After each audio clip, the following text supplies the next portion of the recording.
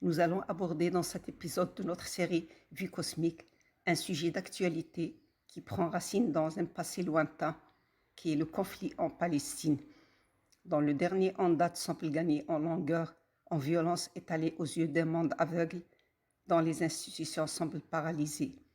Il souffle sur la Palestine un vent de folie destructrice où se mêlent la politique, les dogmes et même les mythes raciaux et religieux, et où sont incinérées dans son âtre toutes les valeurs humaines, toute éthique et tout droit, excepté celui de la force arrogante.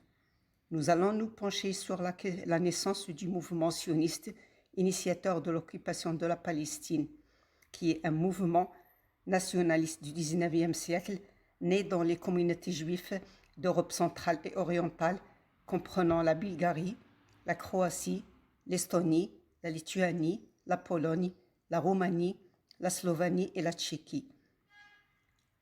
Le sionisme s'est construit dans les communautés juives au shtetl en se basant sur l'imaginaire national, sur une langue commune, le yiddish, et une culture religieuse unissante. Ces yiddishlands préservaient leur cohésion grâce à un isolement relatif.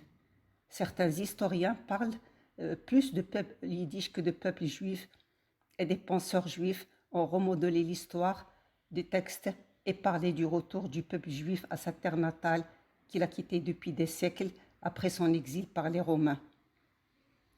L'Empire polonais a fait venir des Juifs occidentaux pour leur savoir financier et commercial. Il y avait aussi des Juifs de l'Est de l'Europe, rescapés de l'Empire khazar, détruit par les Mongols. La modernisation de la fin du XIXe siècle et la révolution industrielle ont favorisé l'exode des Juifs des shtetl qui, en se soustrayant à l'influence des rabbins, entraient en contact avec le progrès et la laïcité. On peut dire que le sionisme est né en Europe du démantèlement de la société traditionnelle vivant dans les shtetl et parlant le yiddish, de l'action des idées des Lumières et de l'antisémitisme moderne qu'on abordera dans un prochain épisode, Inch'Allah. Wassalamu alaikum wa rahmatullahi ta'ala wa barakatuh.